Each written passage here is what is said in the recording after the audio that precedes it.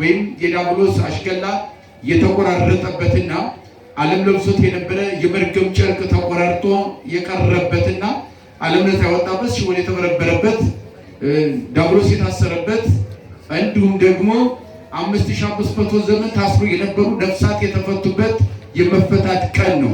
ይህን ሁሉ በማበከር ቀኑ ዓርብ ነው ብሎ ስለዚህ ሁሉ የተደረገበትን ቀን ዓርብ ብሎ ጠቅሶ መጻፍ ተገቢ ስለሆነ ሉቃስ ጽፎታል። ሌላው ነው ትንሽ ስለ ዓርብ ትርጓሜ ዓርብ በእኛ ያው ዓርብ ገባ ያለውን ከዚህ ጋር አያይዞ ዓርብ ሊወጣ ይችላል። ግን ዋናው መሰረታዊ ነገሩ ዓርብ ሲተረጎም የዕብራይስጥ ቋንቋ ነው። መካተቻ፣ መፈጸሚያ፣ መከናወኛ ማለት ነው። አንድ ስራ ያለቀበት የስራ መጨረሻ ቀን፣ ስራ የተካተተበት መካተቻ፣ ስራው ሁሉ የተሰባሰበበት ቀን ማለት ነው። ስለዚህ ጠቅለል ባለ ሁኔታ ሊቃውንት አባቶቻችን ከስነ ፍጥረት ጀምሮ ዓርብን ልዩ ትርጉም ሰጥተው ተረጉሙታል። አንደኛ እግዚአብሔር ዓለምን ማህባልቦ ሀገቦ ካለ መኖር ወደ መኖር አጥቶ የፈጠረው የጀመረው በዕለተ እሑድ ነው። ሙሴ በቀዳሚ ገብረ እግዚአብሔር ሰማይ ወምድረ በዘፍጥረት ምዕራፍ 1 ቁጥር 1 ላይ በመጀመሪያ እግዚአብሔር ሰማይና ምድር ፈጠረ፣ ሰራ፣ አከናወነ፣ ገለጠ ብሎ እንደጻፈው መጀመሪያ የሚለው ሙሴ እሑድ የሚለውን ቀን ነው ማለት ነው። ስለዚህ በእሑድ ዕለት ስነ ፍጥረት ተጀምሯል። ያ የተጀመረው ስነ ፍጥረት እሑድ የተጀመረው የተፈጸመው የተከናወነው የተካተተው ዓርብ ነው። ፍጥረት ያለቀበት ቀን ለማለት እንግዲህ መጀመሪያ ስንመለከት እሑድ አሃዳ አንድ ሀገር አደረገ ከሚለው ነው። ሰኞ ሰኑይ ካለው የግዕዝ ግስ የመጣ ሲሆን ሁለተኛ ቀን ማለት ነው። በተለምዶ ማክሰኞ የምንለው ወደ ግዕዝ ሰሉስ ነው። ሶስተኛ ቀን ለፍጥረት ማለት ነው። ከዚያም አራተኛ ቀን ፀሐይ ብርሃን ከዋክብት የተፈጠሩበት ረቡዕ ነው። አራተኛ ቀን ማለት ነው። ይቀጥልና ሐሙስ ብሎ ያንኑ ዘይቤውን ይዞ ይቀጥላል። የግዕዝ ቋንቋው ሐሙስ ማለትም አምስተኛ ቀን ለፍጥረት አምስተኛ ቀን ማለት ነው። ዓርብ ላይ ይመጣና ሐሙስ ብሎ እንደመጣ ሰዱስ ብሎ መቀጠል ነበረበት። ግን ያንን ለቀቀ፣ ግዙን ለቀቀና ወደ ዕብራይስጥ ሄደ። ዓርብ ብሎ ቀኑን ጠራው ይላል። ስድስተኛው ቀን ሐሙስ ብሎ ሰዱስ ማለት ሲገባው ዓርብ አለ ብለውታል ሊቃውንቱ። ለምን ቢባል ሚስጥርን ፈልጎ መከተል፣ ለሚስጥር ብሎ ዘይቤ መልቀቅ፣ ለቅሎ መተርጎምና መከተል የመምህራን ጠባይ ነውና ዓርብ ማለት ፍጥረት የተከናወነበት የተጨረሰበት ያለቀበት ቀን ለማለት ወደ ዕብራይስጥ ሄዶ ዓርብ ብሏል አሉ። አንደኛ እሑድ ስነ ፍጥረት ተጀመረ፣ ዓርብ አልቋልና የፍጥረት መጨረሻ ቀን ማለት ነው።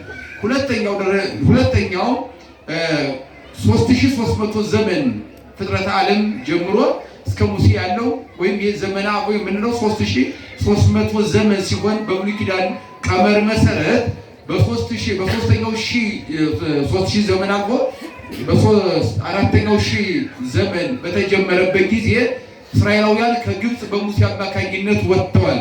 በኦሪት ዘፍጥረት ምዕራፍ 4 ጀምሮ እስከ 14 ያለውን ስንመለከት እያንዳንዱ በብዙ ታምራት እግዚአብሔር ሕዝቡን እንዲያወጣ እንመለከታለን። የወጡት ከ430 ዘመን በግብፅ ባርነት ከኖሩ በኋላ የወጡበት ቀን ቅዳሜ ነው። ቅዳሜ ከ10 ሰዓት በኋላ ቅዳሜ ወደ ማታ ከግብፅ ባርነት ከፈርዖን ግዛት ነፃ ወጥተዋል ህዝቡ በሙሴ አማካኝነት። እዚያ ዘፍጥረት ምዕራፍ 14 ስታነቡ ከግብፅ ባርነት ወጥተው ጉዞ ሲጀምሩ ቅዳሜ ማታ የተንጣለለ የኤርትራ ባህር ተመለከቱ፣ አዩት፣ ፈሩትና ተጨነቁ።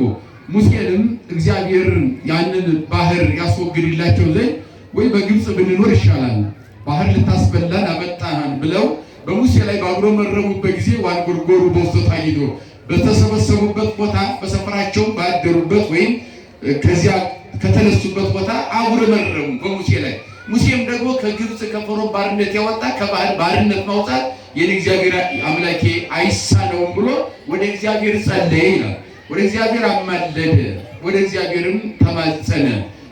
መማጸኑን መለመኑና ልመናውንና አማላጅነቱን እግዚአብሔር ተቀብሎ ምንቲት ይዘነሳይ ካበይደከ በእጅ ያስካት ምንድናት አለው። በትሪቲ ታምረኛዋ በትር ናት አለው። ከዚያም በኋላ ዝብጣ ለባህር ይላል ኦሪት። ባህሩን ምታው፣ በበትሩ ምታው ባህሩን አለው። ሊቁ ደግሞ ነሳ ሙሴ በትረ ዋማይተበ ነሳ ሙሴ በትረ ዋማይተበ ጸለይ ዋማይተበ ወቱኬ ባሪያ ትምህርተ መስቀል ሙሴ በትሩን አነሳ፣ ባሪያ ትምህርተ መስቀል አማተመ ይላል ቅዱስ ያሬድ የኦሪቱን ሐሳብ በደንብ ሲገልጸው። ነሳ ሙሴ በትረ ወዘበ ባሕረ የኛው ባህር መታ ነው የሚለው። ይሄኛው ደግሞ አነሳና አማተበ በአራቱ ማዕዘን ዓለም በመስቀል ቅርጽ አድርጎ በምስራቅ በምዕራብ በሰሜን በደቡብ በኩል አማተበ። አማትቦ ባህሩን መታው። ባህሩ ሲመታ ወኮነ ባሕር አረፍተ ይምነ ወአረፍተ ጽግመ አረፍት በይምነ ወአረፍት በጽግም ዘይቤ መርጦ መተርጎም ነው። በግራና በቀኝ እንደ ግድግዳ ባህሩ ተከፈለላቸው፣ ህዝቡም ተሻገሩ ይላል። ያን ጊዜ 14 ምዕራፍ ላይ ተሻገሩ ነው። ለመሻገራቸው ያን ሁሉ ባርነት አልፈው ነፃ ማውጣታቸውን የነፃነት መዝሙር በሰማይ ቅዱስ ቅዱስ የተባለውን በምድር ላይ ንሴብሖ ብለው ከበሮ ይዘው ደናግለ እስራኤል እየመቱ እግዚአብሔር ያመስግነዋል ማለት ነው። ዛሬም እንግዲህ አሁንም ስንመጣ አሁን ይቀጥላል። ንሴብሖ በሚለው ነው እኛ የምንለያየው። ምክንያቱ ደግሞ ኦሪት ዘጸአት የሐዲስ ኪዳን ምሳሌ ነው። በምሳሌ ሲተረጎም ማለት ነው። ግብፅ የሲኦል ምሳሌ ነው። ወለ ግብፅ ሰማያ ሲኦል ወለ ሲኦል ሰማያ ግብፅ እንድል ግብፅ የሲኦል ምሳሌ ነው። ኦሪት ዘጸአት የሐዲስ ኪዳን ምሳሌ ነው። እስራኤል የነፍሳት ምሳሌዎች ናቸው። 430 ዘመን የ5500 ዘመን ምሳሌ ነው። ፈርዖን የዲያብሎስ ምሳሌ ነው። ሙሴ የወልደ እግዚአብሔር ምሳሌ ነው። በትረ ሙሴ የክርስቶስ መስቀል ምሳሌ ነው። በዚህ ደረጃ ኢትዮጵያዊት ታላቋ የጨለማው ዓለም መቅረዝ የሆነችው ሁሉን የወለደች እናት ቤተክርስቲያን ተርጉማ ታስተምራለች። ከዚያ በኋላ ሙሴ በትሩን አንስቶ ሰነጠቀው የኤርትራ ባህር። የኤርትራ ባህር ደግሞ የ5500 ዘመን የመርገም ምሳሌ ነው። እንደውም የባህረ ገሃነም ምሳሌ ነው ብለውታል ሊቁ ኤራቅሊስ የተባለው ዘኪስኪስ ኤጲስቆጶስ ዘኪስኪስ በኪስኪስ ሀገር ኤጲስቆጶስ የሆነ በሃይማኖት አበው ከሊቃውንት አንዱ በመጻሕፍተ ሊቃውንት እንደገለጠው ሙሴ በከመሰጠቆ ሙሴ ለባህረ ኤርትራ በበትሩ ሙሴ የኤርትራ ባህር በበትሩ ሰንጥቆ ህዝቡን ነፃ እንዲያወጣ እንዳሻገረ ከማሁ ሰጠቆ ክርስቶስ ለባህረ ገሃነም በዕፀ መስቀሉ ክርስቶስም ደግሞ በመስቀሉ በዕፀ መስቀሉ በተሰቀለበት መስቀል የገሃነምን ባህር ቆረጠና ዓለምን የሰው ልጅ ነፃ ወጣ ይላል። 5500 ዘመን የታሰረው የአዳም ዘር ነፃ የወጣበት ቀን ዓርብ ስለሆነ ቀኑ ዓርብ ነው ብሎ ገልጾታል ማለት ነው። ዓርቡ ዕለቱ ነው። እንግዲህ ዓርብ ሲባል ዝም ብሎ እንደ እንግዳ ደራሽ እንደ ፈሳሽ አይደለም። ወይም ዝም ብሎ እንደ ዓርብ ቀን ደስ ስላለው ዓርብን ለመጥቀስ ፈልጎ አይደለም። ደስ ስለተባለ በሃይማኖት የሚጠቀስ ነገር የለም። ታሪክ ሲኖረው ሚስጥር ሲኖረው የጽድቅ መንገድ ሲያሳይ ማንኛው ነገር ይጠቀሳል። ጽድቅ የሌለው ነገር በሃይማኖት ደስ ስላለን የምንጠቅሰው ነገር የለምና ዓርብ ውእቱ ዕለቱ አለ ሉቃስ። ቀኑ ማን ነው? ቀኑ ማን ነው? እስኪ ሁላችሁም ተናገሩ። ቀኑ በሉ እስኪ። ዓርብ ነው። ማን ነው ቀኑ? ዓርብ ነው። መቼ? ዛሬ ማን ነው ቀኑ? ዓርብ ነው። ወንጌላዊ የጻፈው ይህንን ቃል ነው። ታሪካዊ ቀን። ስለዚህ ሙሴ ያን ባህረ ኤርትራ ሰንጥቆ አሻገረ ማለት ነው። ጉዞ ወደ እስራኤል ወደ የት ጉዟቸውን ቀጠሉ? ወደ እስራኤል ማለትም መካከለኛው ምስራቅ ያለችው የበሬ ግንባር የምታክል ለጊዜያዊ ምድራዊቷ ኢየሩሳሌም ናት፣ በኋላ የምትጠፋ። እኛ ግን በክርስቶስ ነፃ የወጣ ነው። ዛሬ ባህረ ኤርትራ ሳይሆን ባህረ ገሃነም የተሰነጠቀው ነፃ የወጣ ነው ደግሞ ከመርገም ነው። በውርስ ሲተላለፍ የነበረ የአዳም የውርስ ኃጢአት ተቆራርጦ የጠፋበት ቀን ዛሬ ነው። እንደው ወነሰተ ሙስና በውስተ መቃብር እዚያ ዓርብ ወነሰተ ሙስና በውስተ መቃብር ሙስና በመቃብር ድል ከማድረጉ ቀድሞ ወሰዓረ መርገመ በዲበ ዕፀ መስቀል በመስቀል ላይ መርገምን ቆረጠው። ሞትንም ደግሞ በመስቀሉ ሻረው፣ በሞቱ ሞትን ሻረው ብሎ ቅዱስ ቄርሎስ ሌላውም ደግሞ ኤራቅሊስ ማነው ይሄኛውም ሊቅ ሄሬዶስ የተባለው ኤዶም ኤጲስቆጶስ እንደተናገረው ዛሬ ዓርብ ነው ስንል ድነት ዓለም ፍጥረት ዓለም የተከናወነበት ሲሆን ዋናው መሰረታዊ ነገሩ እስራኤል ከግብፅ ከወጡ ቅዳሜ ወጥተው ባህር ተሰንጥቆ ተሻግረው እሑድ የሚበሉት አጡ። ይሄ ይሰነ ንብላ እንፍርፍር ተባይቱ ለፈርዖን የፈርዖን ፍርፋሪ እየበላን በግብፅ መኖር ይሻለን ነበረ። ባህር ሰንጥቆ ማሻገሩ ምን ትርጉም አለው? የሚበላ የለም ምድረ በዳ ጣልቅን ብለው በሙሴ ላይ ህዝቡ አሁንም አጉረመረሙበት። ኦሪት ዘፍጥረት ምዕራፍ 15 ላይ ንሴብሖ ብለው አመሰገኑ። እንደገና 16 ላይ ደግሞ ምግብ ከሌለ ግብፅ ይሻለናል ብለው ወቀሳ መቀጠላቸውን ነው ህዝቡ። ከዚያ ለዚህ ደግሞ መልስ የግብፅ ፍርፋሪ እንበላ ነበረ። ፒራሚድ ብንገነባም ጡብ ወይም ሞለኬት ብናመርትም ሸክላ ብንተኩስም ጭቃ ብንረግጥም ፍርፋሪ ግን በግብፅ ቤት በፈርዖን ቤት አላጣንም ብለው ወቀሱ። አሁን ግን አንተ ያመጣን የሲናይ ምድረ በዳ ሲናይ ይሉታል አረቦቹ። ሲና የምንለው ወደኛ አንጥተነው ነው። ሲን የሚባል እንጨት የተቆጣጠረው በረሃ ማለት ነው።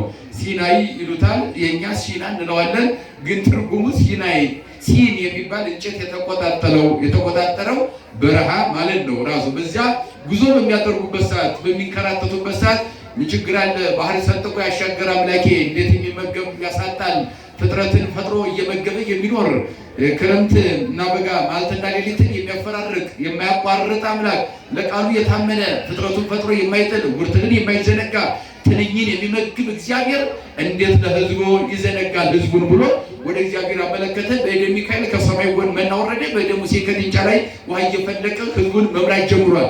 መና መውረድ የጀመረው ቀኑ እሁድ ነው። ፍጥረት የተጀመረው እሁድ ነው። ያለቀው መቼ ነው? ዓርብ ነው። መና መውረድ የጀመረው ቅዳሜ ወጥተው መና ያወረደላቸው እሁድ ነው። እስከ ዓርብ ድረስ ይወርዳል። ከዓርብ በኋላ አይወርድም። የቅዳሜውን ዓርብ ደርቦ ያወርድላቸዋል። ዓርብ ለቅመው ቅዳሜ ተቀምጠው ይበላሉ። ዓርብ ግን አይወርድም። ምክንያቱም የመና መካተቻ መከናወኛ መፈጸሚያ ቀን ስለሆነ ዓርብ ፋሲካ ሆም ለአይሁድ እንዲል አለፈ ተከተተ ለማለት መና ወርዶ የሚካተትበት ቀን ብለው ይተረጉማሉ። በሶስተኛ ደረጃ ፍጥረተ ዓለም እሁድ እንደተጀመረ ርደተ መና የመና መውረድ ዓርብ እሁድ እንደተጀመረ ዓለም ይድን ዘንድ ደግሞ ድነት ዓለም የተጀመረው እሁድ ነው። ድነት ዓለም መቼ ተጀመረ? እኛን ለማዳን መቼ ጀመረ? እግዚአብሔር እሁድ ነው የጀመረው። 5500 ዘመን አልፎ ነው ለአዳም በገባለት ቃል ኪዳን መሰረት 5 ቀን ከኩል ተወልጄ አድንሃለሁ ከልጅ ቦታ። በእግዚአብሔር 5 ቀን ከኩል ነው። ምክንያቱም 1000 ዓመት 1 ቀን ነው ለእግዚአብሔር። በእኛ 5500 ዘመን ነው። 5000 ዘመን አልፎ 6ኛው ሺህ ክፍለ ዘመን ሲጋበዝ ቅዱስ ገብርኤልን ከሰማይ ልኮ በዕለተ እሁድ መጋቢት 29 ቀን እሁድ ከቀኑ 3 ሰዓት ላይ እግዚአብሔር በማኅፀነ ማርያም ስራውን ጀምሯል። እግዚአብሔር መቼ ነው የወረደው? እግዚአብሔር እሁድ ነው። ስንት ሰዓት ወረደ? 3 ሰዓት ነው ከሰማይ የወረደው። ከሰማይ የወረደው መጋቢት 29 ቀን፣ ወሩ መጋቢት ነው። 29 ቀን እሁድ ከቀኑ 3 ሰዓት እግዚአብሔር ቅዱስ ገብርኤልን ሁራብ ሰራ ለወላዲቴ ነው ከሷው ወለድ ዘንድ ከመትወለድ ምን ያ ከሷው ወለድ ዘንድ ንገራት ብሎ በላከው መሰረት ቅዱስ ገብርኤል በብዙ ክርክር ድንግል ማርያም ብዙ ተከራክራ ይኩነኒ ብላ ስታምን ስትቀበል በማኅፀነ ማርያም እግዚአብሔር ያደረው ድነት ዓለም የተጀመረው መጋቢት 29 ቀን እሁድ ከቀኑ 3 ሰዓት ላይ ነው ማለት ነው። ፍጥረት ዓለም ርደተ መና ድነት ዓለም መቼ ተጀመረ? እሁድ ተጀመረ ማለት ነው። አሁን እዚህ ላይ ስንመጣ መና ወርዶ ያለቀው መቼ ነው? ዓርብ ነው። እሺ ፍጥረት ተጀምሮ እሁድ መቼ አለቀ?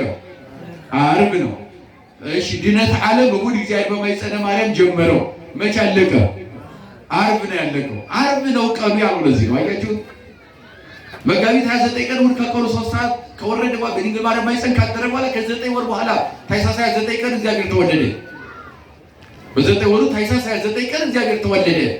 ከተወለደ በኋላ ወቀደሳ ለሀገር በኪደተ እግር እንዳለው ሊቆ በእግሩ እየተመላለሰ ለምን አስተማረ? አደገ። እንደ ማንኛውም ሕፃን እየዳህን ያደገው ተጸንሶ ለቱን ወለድ አላለም። አምላክ ሲሆን መወለድ እየቻለ ግን 9 ወር ከ5 ቀን በማኅፀነ ማርያም እንደ ማንኛውም ሕፃን ጠብቆ ይህንን የሰውን ባህሪ ፍጹም እንደተዋሃደ ለማጠየቅ 9 ወር ጠብቆ ነው። ከዚያን ዕለቱን ልደግ አላለም። እንደ ማንኛውም ሕፃን በየአደባባዩ የደሃን ወለይቀ በበህቅ እንደ ማንኛውም ሕፃን ጥቂት እያላደገ እንዘ ይትየዘዝ ለአዝማዲሁ እንተ ይእቲ እሙ ወለይእቲ እሙ ለእናቱ እየታዘዘ ለዘመዶቹም ጭምር እየታዘዘ እንደ ማንኛውም ሕፃን አደገ ነው። ይሄ በወንጌል ላይ አልተጠቀሰም። እግዚአብሔር ተወለደ ይላል። በማቴዎስም ሉቃስም ተወለደ ይላሉ። ከተወለደ በኋላ ማቴዎስ ላይ ተሰደደ የሚል ፍንጭ አለ፣ ምዕራፍ 2 ላይ ማለት ነው። ከዚያ በኋላ ተሰደደ ካለ በኋላ ግን የትኖረ የታደገ አይገልጽም። ሁሉም ወንጌል አይገልጽም። ከዚህ በኋላ 12 ዓመት ሲሆነው በዓል ሊያከብር ኢየሩሳሌም ወጣ። ሉቃስ ይጽፋል። ሉቃስ 12 ዓመት ላይ ብልጭ ያደርጋታል። ምዕራፍ 2 ላይ ሉቃስ በ12 ዓመቱ በዓል ለማክበር ከእናቱ ከድንግል ማርያም ጋር ከታዛዡ ከአገልጋያቸው ከዮሴፍ ጋር ካሳደገውም ከዮሴፍ ጋር ለእናቱ ከሚላላካት ጋር ከሚታዘዛት ጋር አብሮ በዓል ሊያከብር በ12 ዓመቱ ወጣ ብሎ ሉቃስ ይገልጻል። እስከ 12 ዓመት ድረስ የት ቆየ? ወንጌል አይገልጽም፣ አልተጻፈም በመጽሐፍ ቅዱስ ላይ። አንዳንድ ጊዜ መናፍቁን ዓለም የእኛ ቤተክርስቲያን የማትቀበለው ለዚህ ነው። ምክንያቱም ሁሉም ወንጌል ብቻ በቂ ነው፣ ወንጌል ብቻ ሌላ ነገር አያስፈልግም ይሉናል። እኛ ደግሞ ወንጌል ራሱ መልስ የሌለው ጉዳይ ስላለ የግድ 10 መጻሕፍት አዋልድ ያስፈልገውናል እንላለን። ቀመር አስፈልጎናል፣ መቀመር አስፈልጎናል። ቀመር ቀምሮ እንደገናም ደግሞ ዕለታትን አውራህን ዓመታትን ሁሉ ሰፍሮና ቆጥሮ መጥኖና ለክቶ በዚህ ልክ እያንዳንዱ በርብሮ ማወቅ የዚህች ቤተክርስቲያኗ ትምህርት ስለሆነ ማንግባባው በጥቅስ ብቻ አይሆንም፣ ሃይማኖት ነው። መጽሐፍ ቅዱስ ብቻውን በቂ አይደለም ነው። ስለዚህ ሉቃስ በ12 ዓመቱ በዓል ሊያከብር ወጣ ይላል። ማቴዎስ ተሰደደ፣ በተወለደ በ2 ዓመቱ ተሰደደ ይላል። ከዚያ በኋላ ግን የት እንደኖረ 12 ዓመት ሙሉ ታምረ ኢየሱስን ማንበብ በቂ ነው ማለት ነው። መልሱ ያለው ታምረ ኢየሱስ ነው። ታምረ ኢየሱስን ባለመቀበላቸው ሰዎች ተጎድተዋል። ወንጌልን እንደጻፉ ሐዋርያት ታምረ ኢየሱስን የጻፉት እነሱ ናቸው። ይሄን ቢቀበሉ ሙሉ ይሆኑ ነበር። ዓለም ጎደሎ ነው። ምልዕት የሆነች ብቸኛዋ የኛ ቤተክርስቲያን ናት ብለን የምንናገረው የራሳችን ስለሆነች እሷን ብቻዋን ለማክበር አይደለም። እውነታው በገሃድ በግልጥ ቆሞ የሚሄድ እውነታ ስለሆነ ይህንን ነገር እንመሰክራለን። በቤተክርስቲያናችንም እንኮራለን። ፈቃዱ ጋር ናችሁ። በምን ትኮራላችሁ? በቤተክርስቲያናችን እንኮራለን። ምክንያቱም ጉድለት የለባትም ማለት ነው። አካሉ ስለሆነች የጥበብ ባህር ናት ቤተክርስቲያኗ ማለት ነው። ስለዚህ በታምረ ኢየሱስ ላይ ስንሄድ ይታዘዝ ነበረ ለድንግል ማርያም። ሕፃን እየታዘዘ አደገ ይላል። እንዴት አደገ ይላል? ጭቃ ሲያቦኩ ሕፃናት ጭቃ ያቦካ ነበር ነው የሚለው። ምክንያቱም ይሄ ማስተማር ነውር አይደለም፣ እውነታ ነው። ሰው ሆኗል። ፍጹም ሰው ፍጹም አምላክ ነው። ስለዚህ ፍጹም ሰው ከሆነ የሰውን ስራ እየሰራ አደገ። ሐዋርያው ሲናገር ምን አለ ቅዱስ ጳውሎስ በጥቅሉ ይህንን ስራውን ሲገልጽ ወፈጸመ ግብረ ተሰብኦ ዘእንበለ ኃጢአት ባሕቲታ፣ ያለ ኃጢአት በስተቀር የሰው ሁሉ ስራ ሰራ ይላል። ከኃጢአት በስተቀር ሕፃናት የሚሰሩትን ሁሉ ጌታችን ሰርቷል። እየሆነ አድጓል። ከሕፃናት ጋር እየተጫወተ አድጓል። ታምረ ኢየሱስ የሚናገረው እየታዘዘ የሚለውን ደግሞ እያደገ ሲመጣ ድንግል ማርያም ታዘዋለች። እናት ልጇን ልጄ እንጨት ሰብረህ ለቅመህ አንጣልኝ እንደምትለው እንጨት አንጣልኝ ትለው ነበር ድንግል ማርያም። እንጨት አንጣልኝ ስትለው ይሄዳል እንጨት ሊያመጣ። እንደ ሰውነቱ እንጨት ሊሰብር እንጨት ሊለቅም ታዞ ይሄዳል። እንደ አምላክነቱ ደግሞ ገመድ ሳያስፈልገው በነፋስ አስሮ ያመጣው ነበር። አምላክነቱንም ሰውነቱንም እየገለጠ በጋድ እንደዚህ ነው ያደገው። እንደው በህቅልቀ ሲሉነ ዲዮስቆሮስም ቅዳሴ ምሁራኑም ሁሉ ይህንን ሁሉ ጠቅሎ መናገር ነው ማለት ነው። እንደገና ደግሞ ውሃ አንጣሊ ተዋለች። እንደ ሰውነቱ ውሃ ሊቀዳ ይሄዳል። ውሃ ለማንጣት ግን መሸከም አያስፈልገውም፣ ደመና ይሸከምለታል። የዚዞሙ ለደመናት ደመናትን ያዛቸዋል። ማሰሮም አያስፈልገውም፣ ጀሪካን መያዝም አይጠበቅበትም። ወንፊትን ያዘው ነበር። ወንፊት ለሰው ውሃ መሸከም አይችልም፣ አምላክ ነውና ግን ያዘው ነበር። እንደዚህ ሁሉ አደገ። በ30 ዓመቱ ተጠመቀ በዮርዳኖስ። ከዚያ በኋላ ከ12 ዓመት በኋላ በዓል አከበረ ብሎ እንደገና ስትሄድ ወንጌል ላይ በ30 ዓመቱ ደግሞ ዮርዳኖስ ላይ ያገናኘ ነው ወንጌል። እስከ 30 ዓመት የቆየ የለም። ከዚያ በኋላ 30 ዓመት ሲሆነው በዮርዳኖስ ከዮሐንስ ጋር ተገናኘ። በናዝሬት በገሊላ እንዴት እንዳደገ ታጽነ በናዝሬት ተወልደ በቤተልሔም ወታጽነ በናዝሬት ቅዱስ ያሬድ በድጓው ላይ ይህንን ይገልጽልናል። ወንጌል ግን 30 ዓመት ላይ ዮርዳኖስ ላይ ከዮሐንስ ጋር ያገናኝና ይነግረናል፣ ይተርካል ማለት ነው። ከ30 ዓመት በኋላ ግን ቀጠለና ወደ ሄደ ወደ ጉዞውን ያደረገው ገዳመ ቆሮንቶስ ነው። ይሄ ሀቅለ ቆሮንቶስ ወደ ቆሮንቶስ ምድረ በዳ በዘመነ ሉቃስ ነው ብለውታል ሊቃውንቱ። ጥር 11 ቀን ሌሊት 10 ሰዓት ተጠምቆ አልዋልም አላደረም ገዳመ ቆሮንቶስ ገባ። ጥር 11 ተጠምቆ እስከ የካቲት 20 ስትቆጥሩት 40 ቀን ይሆናል። 40 ማለት 40 ሌሊት ጾመ፣ ጸለየ። ከቆመ ሳይቀመጥ ከዘረጋ ሳይታጠፍ ጌታችን ከጸለየ ከጾመ በኋላ ሰይጣንን ድል አድርጎ አብነት አራያ አድርጎ በጾም ድል እንደምናደርገው ጾምን ሕግና ሥርዓት አድርጎ ለእኛ ሰርቶ ይህንን ካደረገ በኋላ እሁድ ቀን ነው ጾሙን የጨረሰው። የካቲት እሁድ ይሆናል። እሁድ ቀኑን ጨርሶ እሁድ ወጣ። እሁድ ከወጣ በኋላ ከማንም ሰው ጋር አልተገናኘም። ካጠመቀው ከዮሐንስ ጋር ተነጋግሮ ተጠምቆ ከዮሐንስ ተለይቶ ከማንም ጋር ሳይገናኝ ገዳም ገባ። 40 ቀን በኋላ ከማንም ሰው ጋር ሳይገናኝ ወደ ዮርዳኖስ መጥቶ እንደዚህ ህዝቡ ሰብስቦ ጉባኤ ሲያስተምር ከዮሐንስ ጋር የተገናኘ። ከጾሙ በኋላ ከማን ጋር ተገናኘ? አላገኘውም። ሌላ ሰው ከዮሐንስ ጋር ወደ አጠመቀው አሁንም ወደ ዮርዳኖስ ከቆሮንቶስ ወደ ዮርዳኖስ ነው ጉዞውን ያደረገው። ዮሐንስን ማግኘት ነበረበት። ለዮሐንስ ሕግና ስርዓትን ጾም እንዴት አድርጎ እንደጾመ ስርዓቱን ለዮሐንስ ነገረው። በዮሐንስ ጉባኤ ተገኝቶ ጉባኤውን ሊባርክለት ፊት ለፊት ገና ሲያየው በ40 ቀን ተገናኝተዋልና ጌታው ናፍቆታልና በናፍቆት ሲያየው ገና ከሩቅ ሲያየው የራሱን ትምህርት አቁሞ ምን ብሎ ሰበከ? ነዋበግቡ ለእግዚአብሔር ዘያሐትት ወያሴስል ኃጢአት ዓለም የዓለምን ሁሉ ኃጢአት እነሆ የእግዚአብሔር በግ የዓለምን ሁሉ ኃጢአት የሚያስወግደው። ከዚህ በኋላ በግ አይገባም ቤተ መቅደሱ፣ ፍየል አይገባም፣ እጓለ ርግብ አያስፈልግም፣ የበሬ ስጋም አያስፈልግም፣ የላምን እውነተኛው በግ ይሄ ነው የሚገባበት የዘላለም ድነት ብሎ ለጉባኤ ህዝቡ አስተዋወቀው ፈጣሪው። ከጾም በኋላ ተገናኝተው ማለት ነው። የዮሐንስ ወንጌል ምዕራፍ 1 ቁጥር 35 ላይ እናገኘዋለን ቃሉ ማለት ከቆሮንቶስ ምድረ በዳ ወደ ዮርዳኖስ በረሃ ጉዞ አድርጎ ከዮሐንስ ጋር ተገናኝቶ በጉባኤው ተዋወቀ። ከዚያ ጊዜ ጀምሮ የዮሐንስ 2 ተማሪዎች እሱማ ከሆነ ማነው በግ እንከተለው ብለው ከመምህር ወደ መምህር መሄድ ልማድ ተማሪ ነውና 2 ተማሪዎች ወደ እዚያ ሄዱ ይላል። ወደ ክርስቶስ ሄዱ፣ ተከተሉት ይላል። የእግዚአብሔር በግ ተከተሉት። አማናዊ በክርስቶስ ስጋውን ቆርሶ ደሙን አፍስሶ ያዳነን ኃጢአታችን ያጠበን መድኃኔዓለምን ተከተሉት ይላል። እነኛ ከእሱ ጋር ሄዱና እዚያው አብረውት ዋሉ ይላል። እስከ 10 ሰዓት ዋሉ፣ እስከ 10 ሰዓት ዋሉ። ምስሌሁ ከእሱ ጋር 10 ሰዓት 2 ተማሪዎች ዋሉ። ከዚያ በኋላ ወተሜጠ አሐዱ ሀበ ዮሐንስ፣ አንዱ ተማሪ ከ10 ሰዓት በኋላ ወደ ዮሐንስ ተመልሶ ወደ መምህሩ ወደ ቀድሞ መምህሩ ወደ ዮሐንስ ጉባኤ ተመልሶ ሲመጣ ያኛው ግን ተማሪ አብሮ ከክርስቶስ ጋር ቀጠለ። የመጀመሪያው የክርስቶስ ተማሪ እንድርያስ ይባላል። የጴጥሮስ ታላቅ ወንድሙ ከዮሐንስ ጉባኤ ወደዚያ ሄደ። አሁን ሐዋርያትን መምረጥ ጀመረ ማለት ነው። ሐዋርያት አሁን እሑድ ነው ከጾም የወጣው። በዮሐንስ ጉባኤ ተገኘ። አንድ ተማሪ ያገኘ፣ እንድርያስ ተከተለኛሉ፣ ተከተለው።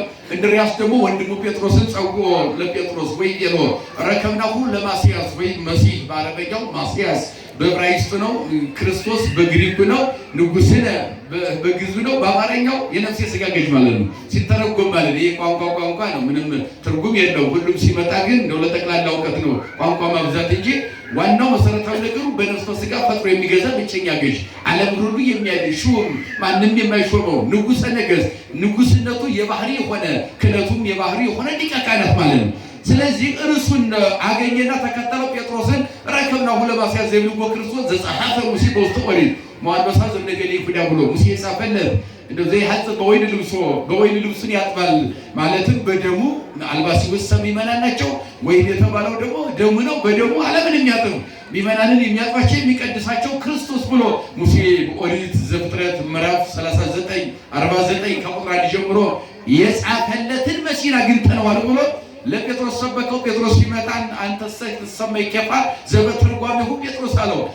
ጴጥሮስ ትባላለህ፣ ኬፋ ነው ስምህ ብሎ ክርስቶስ ጠራው። ቀጥሎ ያዕቆብና ዮሐንስን እዚያም ቀጠለና ፊልጶስን፣ ከዚያ ናትናኤል እያለ ማቴዎስን እያለ 12ቱን ሐዋርያት እሑድና ሰኞ መርጦ ጨረሰ። ከጾሙ በኋላ ማክሰኞ ተጠርቶ ቃና ዘገሊላ ሰርግ ሄደ። በቃሉ ገናችሁ በዛባችሁ እንዴ? ቤተክርስቲያኗ እንደዚህ ናት። አሁን አጠቃላይ ይሄን የ33 ዓመት ለሐዲስ ኪዳን የ33 ዓመት ከ3 ወር ትርጓሜ ነው፣ ትምህርት ነው። የዛሬው ቀን የሚጠቃለልበት ዓርብ ነው አልዋ ጠቅሉ ዓርብ ነው ቀን ማለት ዓርብ ነው ቀን ማለት። ስለዚህ ሌላው ደግሞ 5500 ዘመን የዕዳ ደብዳቤ የተቆራረጠበት ነው። ዓለም ነፃ የወጣበት ቀን ነው ዛሬ። አያችሁ፣ ለዚህ ነው ተንበርክከን ጧት ጀምሮ እስከ ማታ ድረስ እስከ ዕርበተ ፀሐይ ድረስ ቤተክርስቲያን ልጆቿ ተሰብስበው ፈጣሪያቸውን እንዲህ የሚንበረከኩልን በአካለ ሥጋ በአካለ ነፍስ የምንበረከከው በአብራከ ሥጋ በአብራከ ሕሊና የምንገዛው ያደረገልንን ነገር ስለምናውቀው ነው አይደል? ስለዚህ ወደ የት ጉዞ አደረገ? አያችሁ፣ ጾሙን የጨረሰው መቼ ነው አልኳችሁ? የካቲት 20 ቀን እሑድ ጾሙን ጨርሶ ወጣ። ሐዋርያትን መምረጥ ጀመረ። ከዮሐንስ ከተገናኘ በኋላ ሰኞና እሑድ 12ቱን ሐዋርያት ጠንቅቆ ከጠራ በኋላ እነሱን ተከተሉ ብሎ አሳምኖ ከተከተሉት በኋላ ማክሰኞ ሰርግ ተጠርቶ ሄደ። ለዚህ ነው አመሳለስት ለካው ከሆነ በቃና ዘገሊላ በሶስተኛው ቀን በቃና ገሊላ በገሊላ ሀገር በናዝሬት ከተማ ቃና በሚባል ሰፈር ሰርግ ተደረገ። በሶስተኛው ቀን ከየት ይመጣል ብትለው መናፍቅ ለዚህ መልስ አይሰጥም። የኔ ጌታ መጽሐፍ ቅዱስ ተሸክሞ ይዞራል። በሶስተኛው ቀን የሚለው መጽሐፍ ቅዱስ ከየት ጀምሮ ነው ብትለው የለም። ከየት ይመጣል?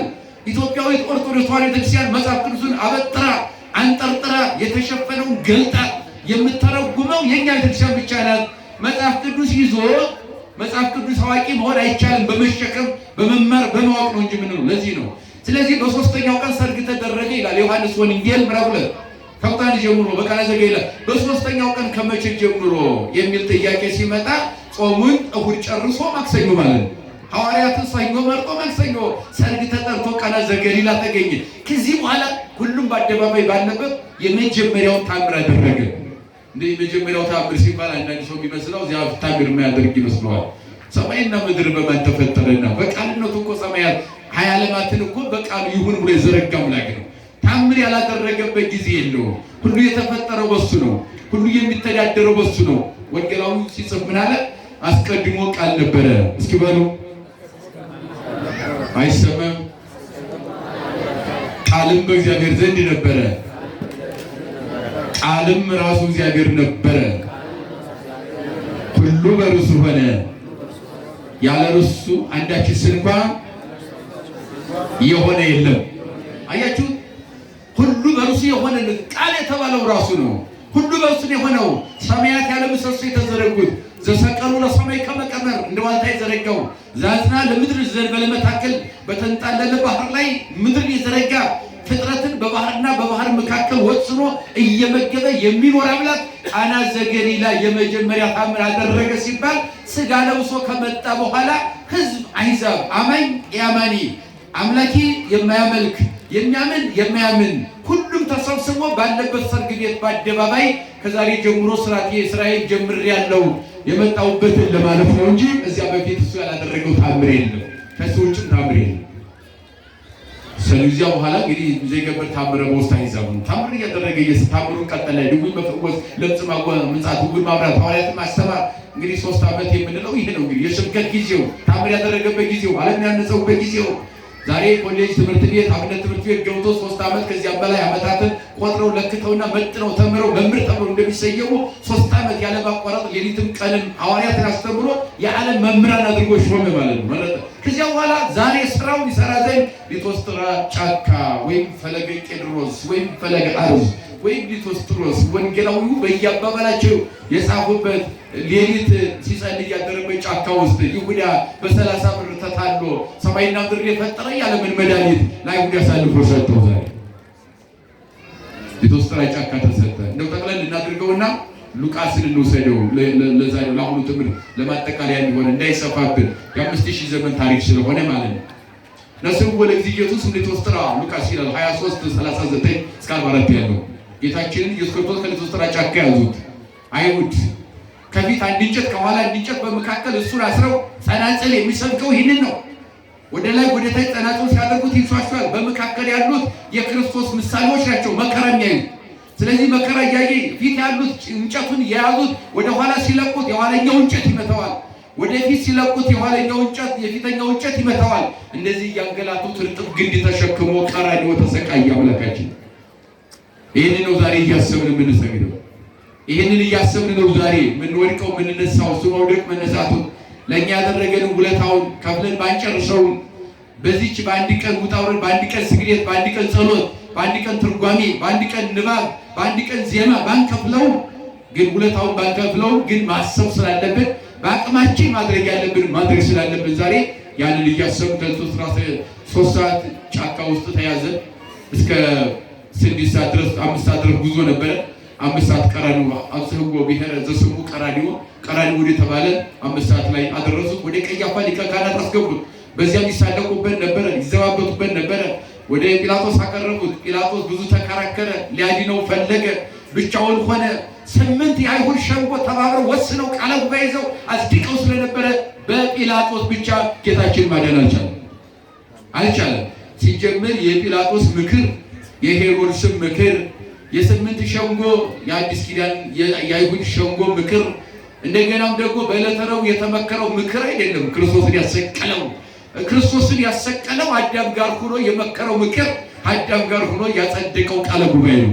ያም አዳም ሲያለቅስበት ዝንቱ ነዳይ ጸርሐ ወእግዚአብሔር ሰምዖ፣ ችግረኛው አዳም በጮኸ ጊዜ እግዚአብሔር አምላኩ ሰምቶት ወእምኩሉም እንዳቢሁ አድኃኖ ብሎ እንደተናገረው መዝሙረኛው ዳዊት በ33ኛው መዝሙር ላይ ቁጥር 7 ላይ እንደተናገረው ችግረኛው አዳም በጮኸ ጊዜ በሐሙስ ዕለት ወበንፈቃ ዕለት እትወለድ ወለተ ወለትከ ወዲህ ውስተ መርብከ አድኅነከ በመስቀሌ ወበሞቴ ወትቤዝወከ በእሱ አቆጣጠር 5 ቀን ተኩል በእኛ አቆጣጠር 5500 ዘመን ሲፈጸም ከልጅ ልጅ ተወልጄ ሄዳኩ በአደባባይ አድጌ በቀራንዮ ተሰቅዬ ስጋዬን ቆርሼ ደሜን አፍስሼ አድንሃለሁ ብሎ ቃለ ጉባኤው ምክሩም ያለቀው 5000 ዘመን ቀድሞ አዳምና ክርስቶስ ናቸው የጨረሱ።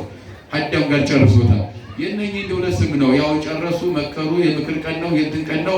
ለሰዎች ለኛ ያመቸን ዘንድ ታሪኩ እንደዚህ አልተረክ መግባባት ስለማንችል በሚገባን ቋንቋ ወንጌላውያን ጽፈዋል፣ እንማማራለን። የመከረው ግን ራሱ ነው። አሳልፎ ራሱን ለመስጠት ቃል የገባው ራሱ ነው። ያስገድድም የለም። እስመ በፈቃዱ ነው ወበስምረት አቡሁ ነው ወመንፈስ ቅዱስ ነው። በአንዲት ፈቃድ በአባቱ ፈቃድ በሱ ፈቃድ በመንፈስ ቅዱስ ፈቃድ በሶስቱ አንዲት ፈቃድ ተመክሮ የተቆረጠ ቃለ ጉባኤ ስለሆነ ወደ ቀራንዮ መስቀል ተሸክሞ ጉዞ አደረገ። እንግዲህ ቀኑ ማን ነው? ቀኑ ማን ነው? ዓርብ ነው። አያችሁ ሊቶስጥራ የተያዘው ቀኑ ማን ነው? ግን የተሸከመው ቀኑ ማን ነው? ጨርቅ ያገለደመበት እርቃኑን የቆመበት ቀኑ ማን ነው? ከለሜዳ ለብሶ ከሊቀ ካህናቱ ግቢ ወደ ጲላጦስ ግቢ የመጣው ቀኑ ማን ነው? አዎ እሱ ጲላጦስ ተከራከረ። በእርግጥ ሚስቱም ልካበታለች። እዚህ ግብረ ሕማማቱ ላይ ቅድም ሰምታችሁ ከሆነ እንደው ግልጽ ስለሆነ ብዙ ለሚመናሉ እንትን እንችላለን ላንግባባ እንጂ እንደው ወላአከት ብእሲቱ አብሮቅላ ብእሲተ ጲላጦስ ሀቢሁ እንዘት ይላል። የጲላጦስ ሚስት አብሮቅላ ትባላለች። ወደ እሱ ይሰቀል እያሉ ፍርድ ሲበዛ እርሷ ይትልፍዓ ላይ ለዘቱ በሲ በዚህ ሰው ላይ ኃላፊነት እንዳትወስድ ያለ ጥሩ አይደለም አለች። የእነሱን ጫጫታ ሰምተህ በእሱ ላይ እንዳትፈርድ ያለችው። እሱም ተጨነቀ። ምንም ያገኘውበት አልቦ ዘረከብኩ ጌታዬ በላይ ለኩ በእሱ ላይ ያገኘውበት ምንም በደል የለም። እንደ ታሪክ ግልጽ ቀለዋለ። ተጨነቀ። ነገር ግን ያ ሁሉ ሸንጎ ተባብሮበታልና የራሱም የአምላካችን ፈቃድ ያለበትና በጲላጦስ ክርክር ግን መቆም አልቻለም። ጉዳይ ቀጠለ። ምን አለች እሷ? ደብዳቤ ጽፋ በዚህ ሰው ላይ ኃላፊነት እንዳትወስድ ይወቅ፣ ኃላፊነት እንዳትወስድ ተጠንቀቅ አለችው። እስመሬክዎ በህልብየ ነቢሮ በመንበረ እሳት ወለቢሶ ነበልባለ እሳት ወያውድዎ እልፋይላፋት ሰራዊት ቅድሜሁ ወአንተኒ ቅጉም ቅድሜሁ ወሱር በሰራስለ ሐሴት ሬክዎ ሬኩ እንዘ ይዘብጡከ በጥብጣቤ እሳት እልፋይላፍ ሰራዊት የላከችው ደብዳቤ ነው ወደ ጲላጦስ። እነሆ በዚህ ሌሊት ብዙ ህልም አይቻለሁ። ያየሁትም ህልም በእሳት ዙፋን ተቀምጦ የእሳት ልብስ ለብሶ ይሄ የምታንገላቱት የምትፈርዱበት አይቼዋለሁ። አንተ ደግሞ በሰንሰለት ታስረህ እግርህ ከፊቱ ቁመህ እላይ እልፍ አእላፍ ነገዲ በእሳት አለንጋ ሲገርፉ አይቻለሁ። ኃላፊነት እንዳትወስድ ያለችው። ምክንያቱም ጌታችን ሲያስተምር በዚያው አካባቢ በኢየሩሳሌም ሲመላለስ 2 ሴቶች ልጆች ነበሯት። አይናቸው አያይም፣ እጃቸው አይቆርስም፣ እግራቸው አይቆም ነበር። እነኛን ፈውሶላታል መድኃኒዓለም ኢየሱስ ክርስቶስ በማለት ስጋዩ በሚያስተምርበት ጊዜ ያንን ታውቃለች። ደግነቱን አምላክነቱን ላከችበት። እሱ ተከራከረ፣ ግን አልሆነም። አቅሙ በላይ ሲሆን ግን ገረፈና ሰጣቸው ይላል። ተቃሉ ገናቸው ምን ብሎ ሰጣቸው? እንደው ገርፎ ሰጣቸው ትርጉም አለው። አንደኛ ገርፎ የሰጣቸው ለምን መሰላቸው? ከተገረፈ አይሰቀልም በሕጋቸው። የተገረፈ ሰው ምን አይልም? አይሰቀልም። የሚሰቀል ሰው ደግሞ ምን አይልም? አይገረፍም። ስለዚህ ከገረፍኩት አይሰቅሉትም ብሎ ነው። ይህንን ልጠቀም ቢያንስ እንኳን ተገረፈ ከሰራዊቱ የጭፍራ ገረፉት።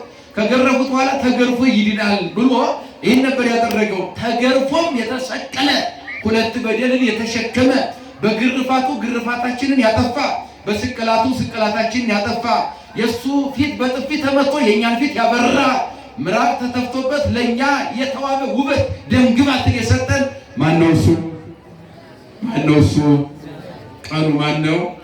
ዓርብ ነው አለ። ዓርብ ነው አለ። ዓርብን እንዴት አድርጎ ይግለጸው? ጠቀለለና ቀኑ ዓርብ ነው አለ። ሌላ አማራጭ የለውም። ይህ ሁሉ የተደረገበት ይህ ሁሉ የተሰራበት ቀኑ ዓርብ ነው አለ።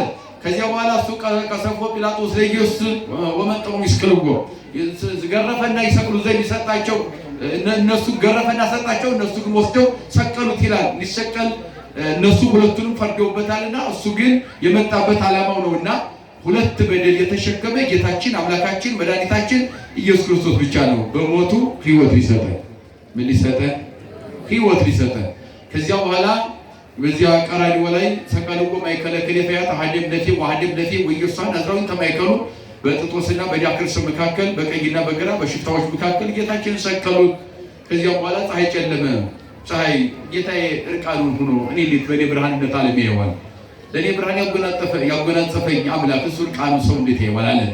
ስለዚህ አጨልመዋለሁ ብላ ጨለማ አደረገች ራሷ። ጨረቃም ደም አለቀሰች። ከዋክብትም በሰማይ መቀመጥ ክብራችን ጠፈር ነው፣ ክብርን ያስፈልጋል። ክብራችን ተሰቅሎ ከእግሩ ስር እንርገፍ ብለው መስቀል ስር ረገፉ። ምን እነሱ ብቻ መላእክትም ናቸው እንጂ መላእክትም ረገፉ። አይሁድ ስቀለው ስቀለው እያሉ ጮሁ። በግራ የተሰቀለው ከመስቀሉ ረድና ራስን አድን እኛንም አድን እያለ ጮኸ። ከንቱ ጩኸት ይጮህ ነበር፣ ይዘባበቱበት ነበረ።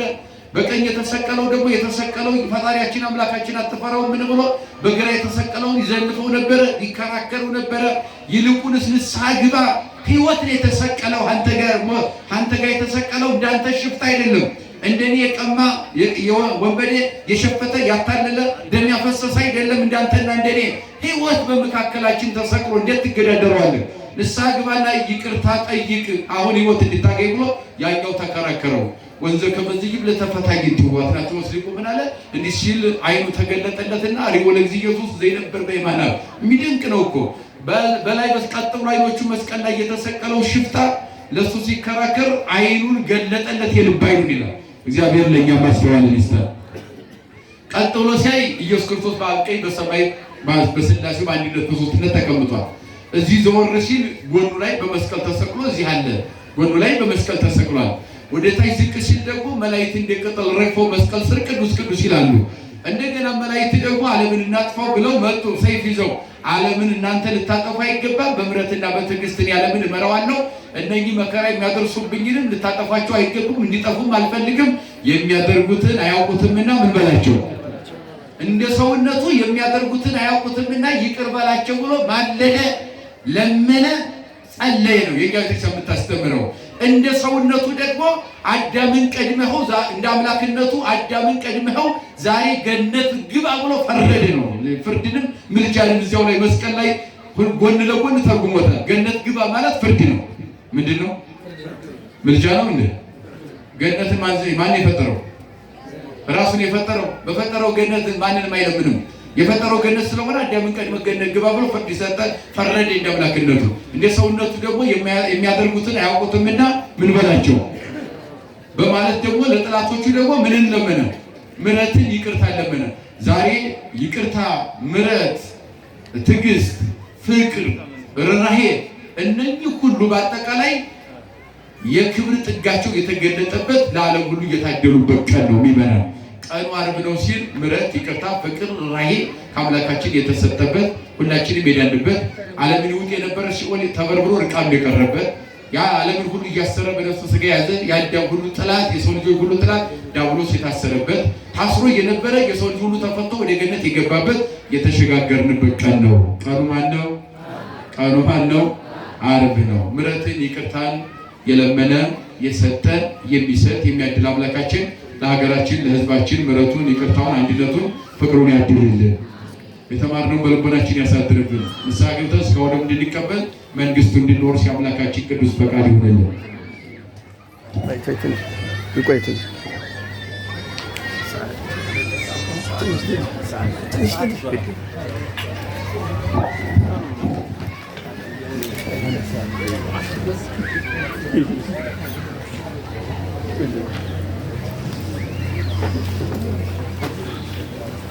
ያስተማረን የገሰጸን አምላካችን ስሙ የተመሰገነ